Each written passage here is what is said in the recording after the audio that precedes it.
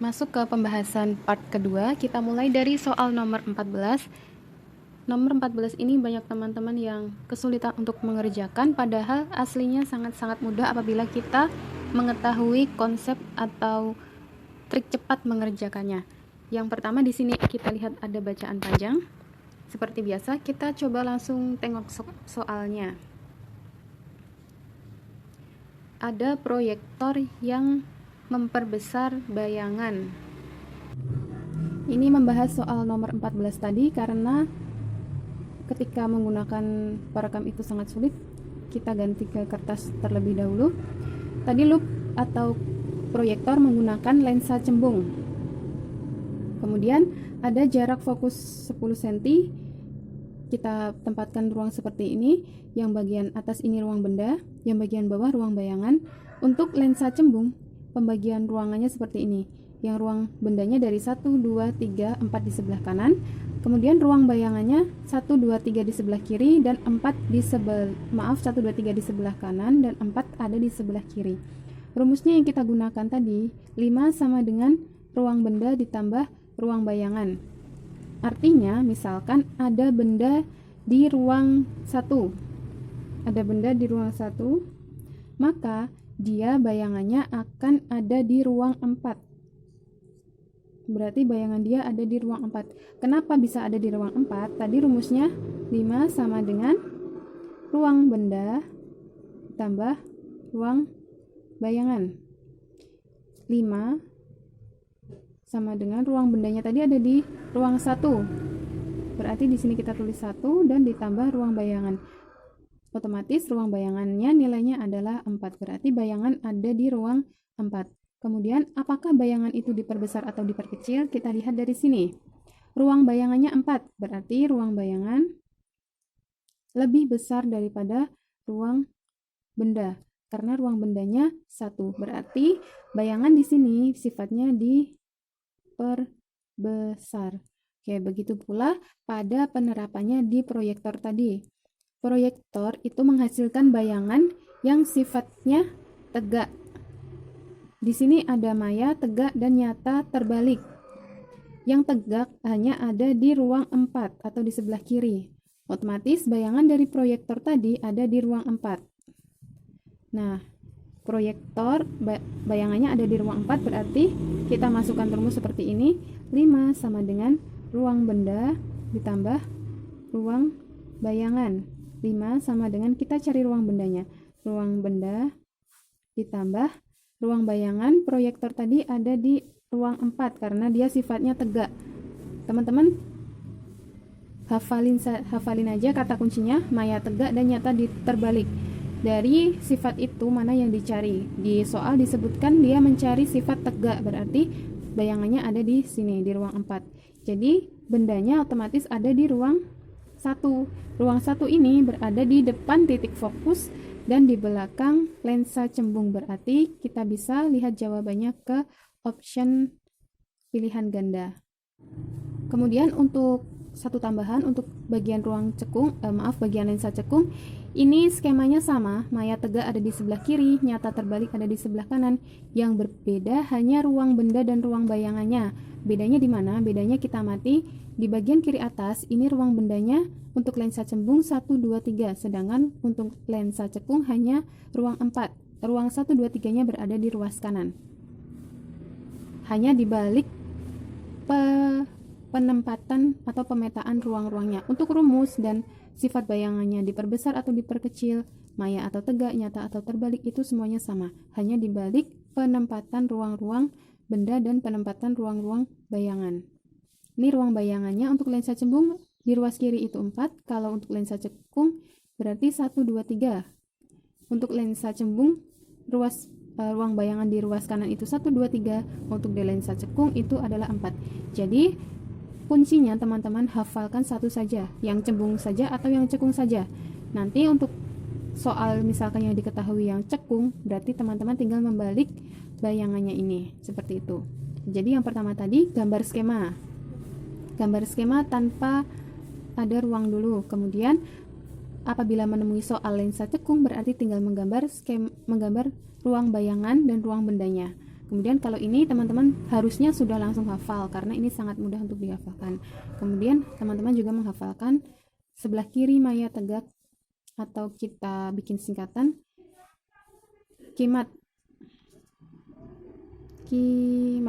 atau upacara kita harus hikmat, kiri maya tegak, hikmat. Kemudian yang kanan kali, kanan nyata terbalik, kali, khidmat, upacara harus khidmat, kiri maya tegak, dan kali, kanan nyata terbalik, seperti itu. Soal nomor 15, ini ada beberapa keadaan dari batang ebonit, kain wol, kaca, dan sutra. Apabila kita menemukan soal ini, kita harus mengingat rumus PS. Apabila kita bermain PS harian, itu merupakan hal yang negatif. P di sini adalah simbol dari plastik, dan S adalah simbol dari kain sutra. Plastik biasa dipasangkan dengan plastik biasa dipasangkan dengan kain wol, dan sutra biasa dipasangkan dengan kaca. Ini sutranya kain dipasangkan dengan kaca, wolnya kain dipasangkan dengan plastik. Yang diingat PS-nya saja dulu. Kemudian kita bisa langsung menganalisis dari tabel di sini. Jadi S-nya sutra dan plastik dia akan bermuatan negatif. Karena apa? Karena elektron berpindah dari kaca ke kain sutra atau dari wol ke plastik. Ini sudah satu paket pasangannya. Jadi kita bisa memilih sutra bermuatan negatif karena menerima elektron. Jadi ada di option yang C dan D, sutra menerima elektron. Kemudian batang kaca di sini dia melepas elektron, ada di option D. Karena yang hanya bisa berpindah itu hanya elektron. Di sini elektron berpindah. Jawabannya D.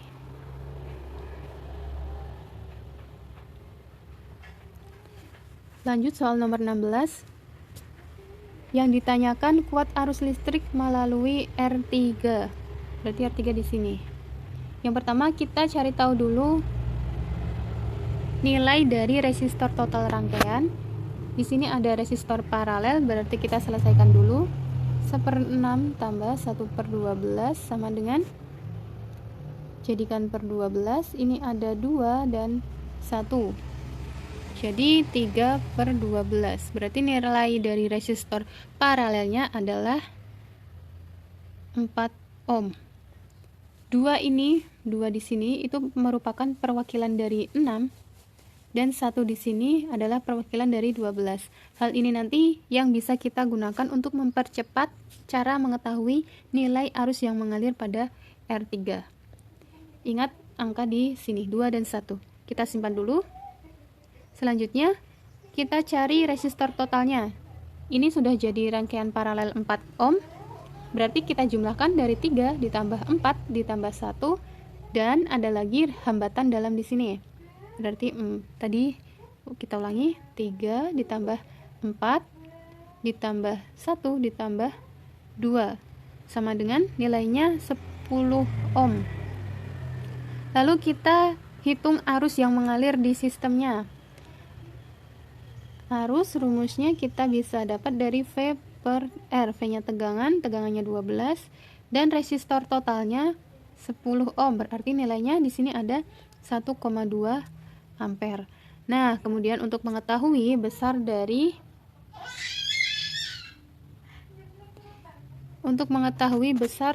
nilai arus yang mengalir pada resistor 3 atau 12 ohm, kita bisa ambil di sini tadi.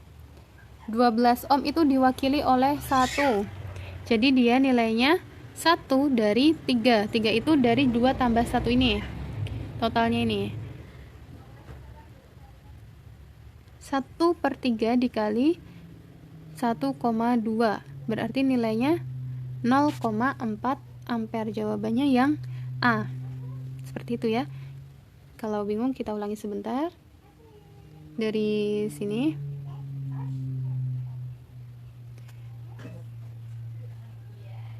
Untuk mengetahui tadi resistor paralel, kita jadikan 1/6 tambah 1/12, hasilnya 2 tambah 1/12. Ini disamakan penyebutnya. 12 dibagi 6, 2. 12 dibagi 2, 1. Kemudian totalnya 3/12. Disederhanakan lagi menjadi 1/4. Nah, 2 dan 1 ini bisa digunakan untuk mencari nilai dari resistor 3. Tadi kan kita mengetahui nilai arusnya 1,2 ampere. Langsung di sini yang dicari adalah resistor 3 ohm. 3 ohm ini, maaf, yang dicari adalah resistor 3, nilainya 12 ohm. 12 ohm itu diwakili oleh 1 di sini. Kita ambilnya yang sudah disamakan penyebutnya. Berarti 1/3. 3 itu dari jumlahan antara perwakilan resistor 6 dan resistor 12 tadi. 1/3 kali 1,2. Nilainya 0,4. Karena arus yang masuk di sini sama dengan arus apabila dijumlahkan ada di sini dan di sini itu. Untuk arus yang masuk ke sini akan terbagi menjadi 2 dan keluar lagi dengan nilai yang sama. Berarti ketika masuk ke sini 1,2, kemudian melalui resistor 3 itu ada 0,4, berarti yang ke resistor 2 ini adalah 0,8. Kita bisa membuktikannya dengan cara seperti ini. Di resistor 6 ohm tadi diwakili oleh angka 2. Jadi kita tulis 2/3 kali 1,2. 1,2 dibagi 3 nilainya 0,4. 0,4 dikalikan 2 sama dengan 0,8. Nah, apabila dijumlahkan nilainya tadi 0,4 tambah 0,8 sama dengan 1,2. Seperti itu caranya. Berarti jawaban yang kuat arus listrik di R3 itu nilainya 0,4 ampere.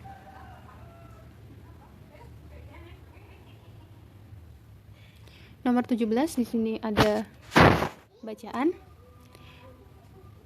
Kemudian di gambarnya kita bisa langsung melihat analisis. Teman-teman apabila mendapatkan bacaan, jangan terlalu dibaca semuanya dulu, lihat apa maksud soalnya dulu. Pada gambar A ditunjukkan trafo untuk menaikkan tegangan dari 20 menjadi 150. Kemudian trafo B dari 20 menjadi 220. Yang ditanyakan perbandingan jumlah lilitan primer. Trafo itu tegangannya kita bisa tulis Vs per Vp. S ini adalah sekunder, P-nya itu primer, sama dengan jumlah lilitan sekunder dibandingkan dengan jumlah lilitan primer. Jadi mereka perbandingan yang tidak perbandingan lurus. Kemudian di sini ada 2 trafo A dan B. Kita disuruh membandingkan NS dan NP-nya, perbandingan NS dan NP-nya. Berarti untuk trafo A dulu. Untuk trafo A itu Vs-nya sekundernya ada 20, primernya ada 100. Maaf, kebalik.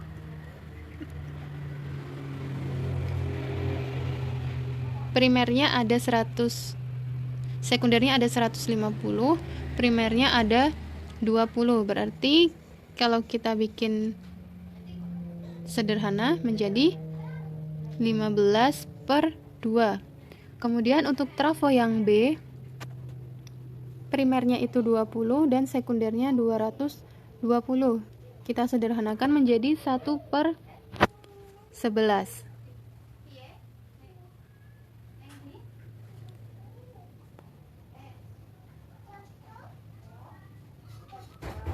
Oh, maaf, di sini ada 20 kilovolt. Aduh, salah ini.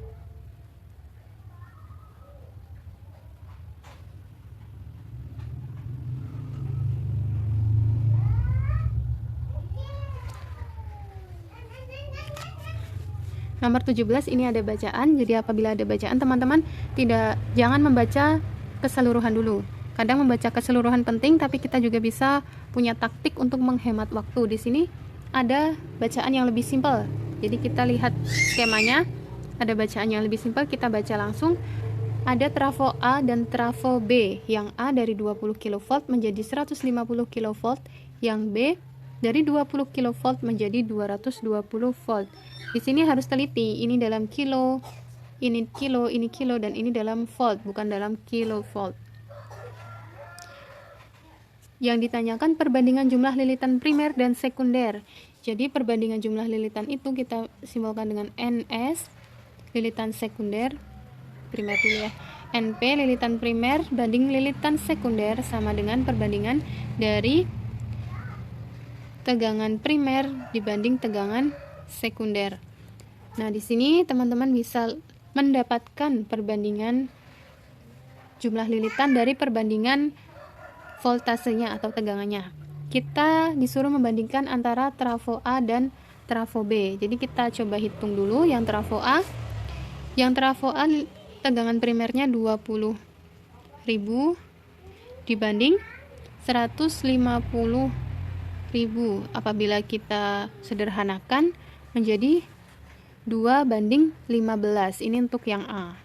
Kemudian untuk yang B ada dari 20 kV menjadi 220 volt. Di sini bukan kilo, harus teliti. Jadi perbandingannya 20.000 dibanding 220. Sampai di sini. Ini nilainya kalau dibagi 2 1000/11.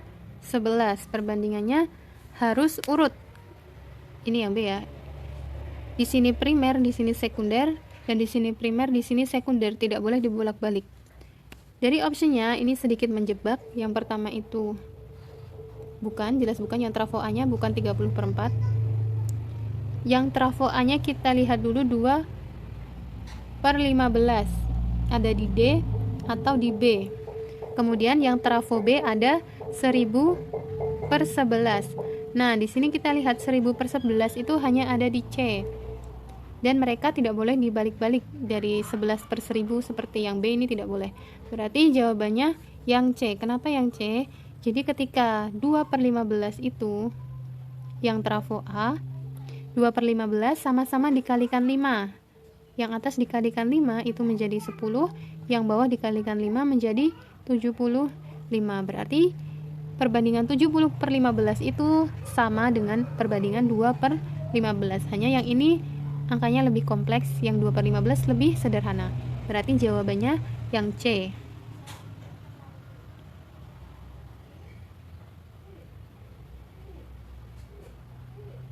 Kemudian soal nomor 18. Ciri-ciri makhluk hidup seperti pada gambar. Ini yang pertama itu daun mengeluarkan embun, berarti dia berekskresi. Kemudian nomor 2 ini ditunjukkan bentuk daun yang lebar, menunjukkan dia adalah tumbuhan yang beradaptasi.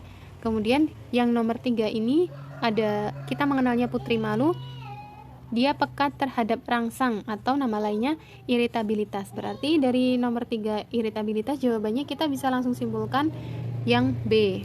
Dan yang nomor 4 ini tumbuh tunas, berarti dia bereproduksi.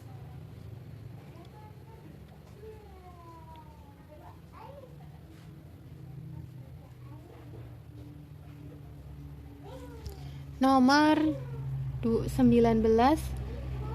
kita baca dari bacaannya. Ada kata-kata kedelai memiliki bintil akar yang diyakini oleh petani dapat membantu menjaga unsur hara tanah.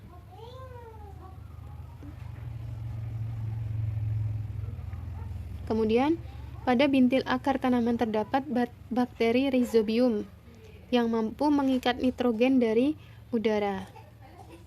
Yang ditanyakan interaksi yang terjadi sesuai informasi dan gambar tersebut adalah simbiosis. Dari kata-katanya di sini sudah ada hal-hal yang mereka itu saling menguntungkan, berarti adalah simbiosis mutualisme. Karena kedelai mendapat nitrogen yang diikat oleh rhizobium dan bakteri mendapat habitat untuk tempat hidupnya. Ini jawaban A benar. Ya udah, berarti langsung kita jawab jawaban yang A.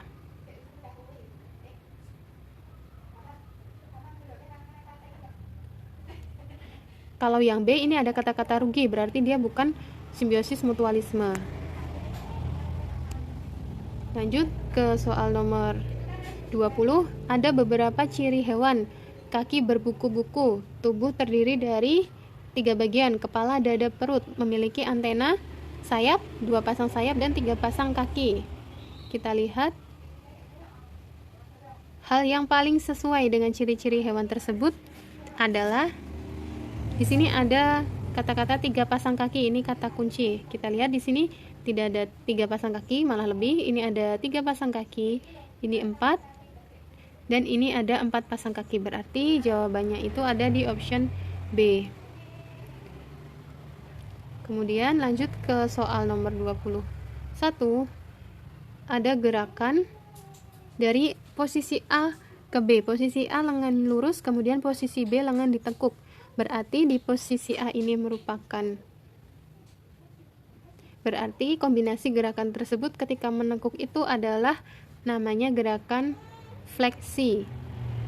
Dan sendi yang ada di sini di siku itu adalah sendi engsel. Jawabannya yang A. Kita lanjut ke soal nomor 22. Ini ada beberapa organ, kemudian ada enzim dan fungsinya. Kita disuruh memilih mana proses enzim dan fungsi yang benar. Yang pertama, di mulut itu ada enzim amilase, benar. Fungsinya itu untuk mencerna amilum menjadi maltosa. Jadi bukan menjadi gliserol tetapi menjadi maltosa. Yang kedua, di lambung ada pepsin. Benar, di lambung itu ada pepsin dan renin. Pepsin itu mengubah protein menjadi pepton. Ini benar. Kemudian yang ketiga itu ada pankreas, enzimnya tripsin, benar. Fungsi dari tripsin itu yang benar untuk mengubah protein menjadi polipeptida. Berarti ini kurang tepat atau salah. Yang keempat, di usus halus ada lipase. Benar. Fungsinya untuk mengubah lemak menjadi asam lemak dan gliserol. Ini benar. Berarti yang benar itu nomor 2 dan 4, jawabannya yang B. Nah, teman-teman ini harus hafal di organ apa saja, kemudian enzimnya apa saja, dan fungsinya untuk apa saja teman-teman harus hafal. Jadi ada mulut, itu ada enzim petialin atau amilase, di lambung ada pepsin, renin, pankreas ada amilase, tripsin, lipase, dan di usus halus ada maltase, laktase, lipase, sukrase, dan lainnya. Teman-teman silahkan dihafal karena ini merupakan soal yang pasti dan jawabannya pasti, jadi harapannya bisa menjawab dengan benar. Selanjutnya soal nomor 23. Di sini ada gambar jaringan pembuluh darah. Kemudian ada yang diberi tanda huruf P. Bagian jaringan yang bawah ini adalah jaringan seluruh tubuh. Berarti yang atas ini adalah paru-paru atau penyaring. Yang atas berarti jaringan paru-paru untuk menyaring darah kotor menjadi darah yang bersih. Kemudian pembuluh darah yang diberi simbol P, ini dia keluar meninggalkan jantung. Pembuluh darah yang meninggalkan jantung itu sifatnya pembuluh darah yang cara mudah untuk mengingat-ingat bagaimana ciri-ciri atau sifat dari pembuluh darah itu, ketika meninggalkan jantung menuju ke seluruh tubuh, itu membutuhkan jarak yang lumayan jauh. Berarti pembuluh darah tersebut membutuhkan dinding yang tebal dan tekanan yang besar. Kemudian dindingnya juga harus elastis. Kita seleksi, ada tebal elastis. Kemudian mengalirkan darah yang kaya akan oksigen. Jawabannya yang A. Jadi di bagian kanan ini adalah darah yang kaya akan oksigen. Kemudian darah yang kaya akan karbon dioksida di sini masuk lagi kembali ke jantung untuk dipompa ke paru-paru dan disaring kembali. Berarti jawabannya yang A. Nomor 4 ini ada bacaan tentang virus corona. Nomor 4 ini ada bacaan tentang virus corona. Kalau ada bacaan, kita baca dulu soalnya. Berdasarkan berita tersebut dapat disimpulkan bahwa yang paling potensial menyebabkan terjadinya sesak nafas. Oke, kita fokus di sesak nafasnya. Kemudian kita cari bagian yang ada kata-kata sesak nafas.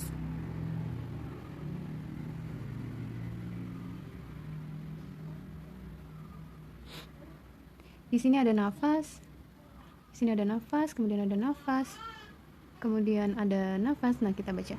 Kantung udara kecil yang ada di dalam paru-paru bisa terisi cairan atau nanah. Di sini ada kata kunci cairan atau nanah yang menyebabkan penderita kesulitan bernafas. Jadi sudah ketemu di kata kunci nafas yang ketiga, kita menemukan bahwa bahwa virus corona itu bisa menyebabkan terisinya kantung udara kecil oleh cairan atau nanah. Nah, kantung udara kecil itu dinamakan atau nama lainnya adalah alveolus. Kalau bronchus, trakea itu masih dalam area percabangan-percabangan. Kalau yang alveolus itu sudah masuk ke kantung udara yang ada di paru-paru. Seperti itu. Kalau ada bacaan panjang, teman-teman jangan baca semuanya dulu, baca soalnya dulu, poinnya soalnya ingin jawaban seperti apa. Jadi tinggal cari kata kuncinya untuk menghemat waktu. Kita lanjut soal nomor 25.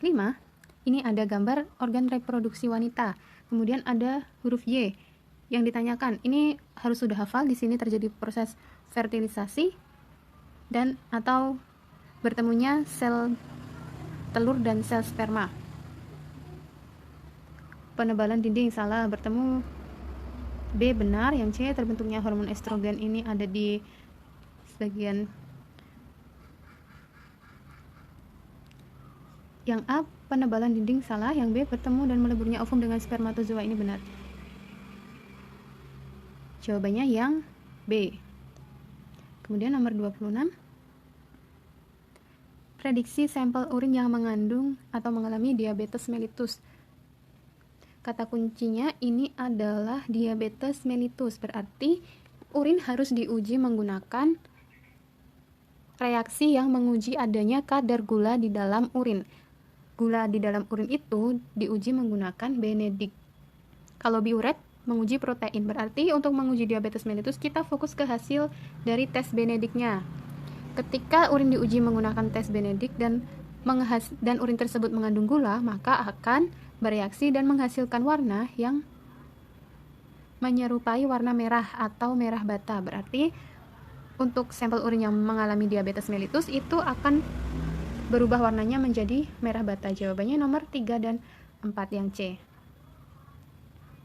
Kemudian nomor 27, fungsi bagian X dan Y. Kita bedah dulu.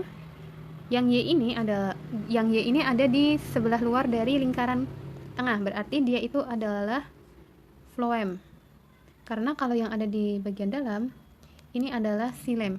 Yang xilem itu kita analogikan di sini ada akar-akar. Berarti xilem mengangkut unsur hara dari akar menuju tubuh dari tanaman. Kemudian yang floem dia fungsinya untuk mengangkut hasil fotosintesis antara D dan A. Kemudian yang X itu merupakan pembuluh kambium. Kambium berfungsi untuk pertumbuhan sekunder batang. Jawabannya yang D. Lanjut ke soal nomor 28. Di sini ada soal yang sangat mainstream. Teman-teman harus bisa menjawab soal ini dengan benar. Tanaman hidrilla kemudian ditambahkan NaHCO3. Ada 3 perlakuan. Yang pertama, di dalam ruangan menghasilkan gelembung gas yang sedikit. 1. Kemudian nomor 2, itu belum ditambah NaHCO3, menghasilkan gelembung 2. Kemudian yang ketiga, ditambah NaHCO3 dan diletakkan di luar ruangan, menghasilkan gelembung yang paling banyak. Kesimpulannya, pertumbuhan tanaman hidrilla akan menghasilkan oksigen seiring dengan adanya faktor cahaya dan penambahan NaHCO3. Maka dari yang A kita baca reaksi NaHCO3 dengan air menghasilkan gas. Gas apanya dia tidak detail. Yang B bertambahnya karbon dioksida meningkatkan laju fotosintesis. Ini benar. Yang C cahaya matahari tidak mempengaruhi laju. Ini salah, jelas. Cahaya matahari itu merupakan salah satu hal yang paling penting untuk proses fotosintesis. Yang D gelembung gas yang dihasilkan adalah karbon dioksida, salah. Yang dihasilkan itu adalah oksigen karena hasil dari proses fotosintesis adalah oksigen. Jawabannya yang B.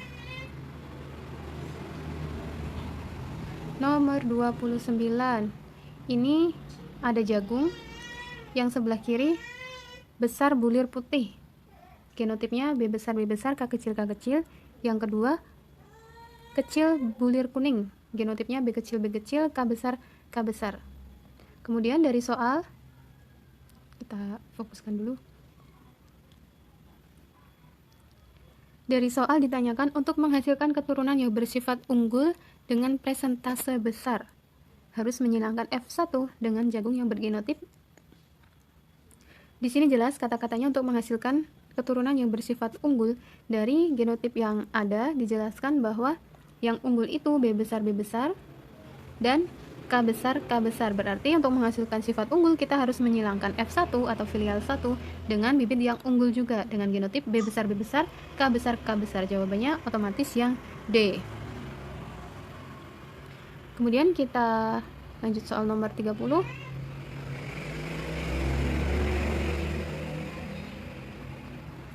Kesimpulan yang diperoleh dari teks di atas, berarti ini kesimpulannya harus membaca teks di atas.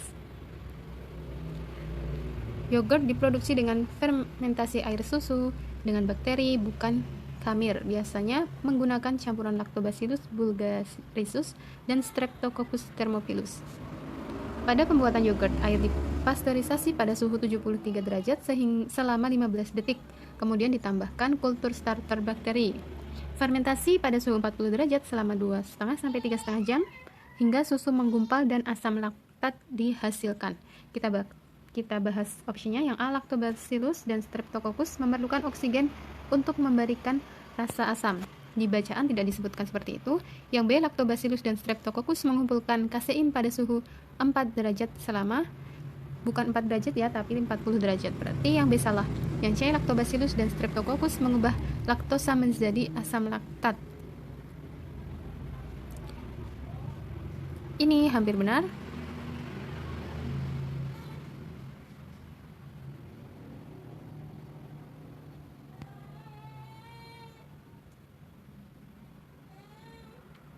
Yang C, Lactobacillus dan Streptococcus mengubah laktosa menjadi asam laktat secara anaerob. Ini jawabannya benar. Anaerob itu adalah pernafasan yang tidak membutuhkan oksigen. Kemudian yang D, mengubah laktosa menjadi asam laktat dengan fermentasi selama 15 detik. Ini salah, jawabannya itu yang benar. Maaf, ini salah. Yang benar itu 2,5 sampai 3,5 jam. Nah, demikian adalah pembahasan dari soal ASPDDIY yang sesuai dengan kisi-kisi ujian sekolah IPA.